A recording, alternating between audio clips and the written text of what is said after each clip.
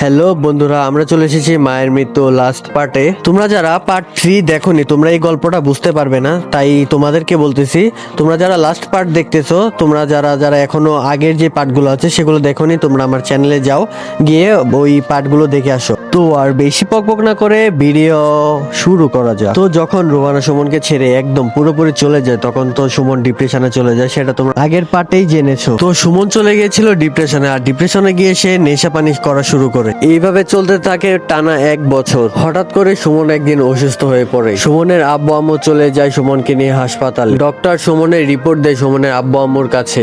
অতিরিক্ত ধূমপান এবং মদ্যপানের কারণে সুমনের একটা কিডনি নষ্ট হয়ে গিয়েছে, তার সাথে আবার ক্যান্সারও ধরা পড়েছে। এইসব শোনার পর তো সুমনের আব্বু আম্মুর অবস্থা অনেক খারাপ হয়ে গেছে। এখন সুমনের চিকিৎসার জন্য লাগবে লাখ লাখ টাকা। সুমন যেই চাকরি করতো সেই চাকরিতে এত টাকাও সে পেত না যে জমাবে সে টাকা। সুমনের বাবাও তেমন একটা চাকরি করতো না, পেনশনের টাকা দিয়েই চলে যেত তাদের। এখন সুমনের বাবা মা এত টাকা কোথায় পাবে? এরকম করে চলতে চলতে আরো কেটে যায় 1 মাস। এরপর সুমনের অসুস্থতা আরো বেড়ে গেল, আবারও হাসপাতালে নেওয়া হলো সুমনকে। এরপর ডাক্তার সাহেব সোজাসুজি বলে দিল আর 1 মাসের ভিতরে যদি সুমনের চিকিৎসা না হয় তাহলে সে কিছুদিনের ভিতরে মারা যাবে। এখন আর সুমনের বাবা মার কিছুই করার ছিল না, কারণ তাদের এত টাকা ছিল না সুমনের চিকিৎসা করানোর মতো। কিছু করতে না পেরে সুমনের মা চিন্তায় চিন্তায় হার্ট স্ট্রোক করে। তবে এখানে দুঃখের কথা একটাই, হাসপাতালে নেওয়ার আগে রাস্তার ভিতরে সুমনের মা মারা যায়। তার কিছুদিন পরেই সুমন মারা যায় ঘরে বসে বসে বিনা চিকিৎসায়। হ্যালো ভাইয়েরা, আমার বোনেরা, তোমার যদি ভিডিওটা ভালো লাগে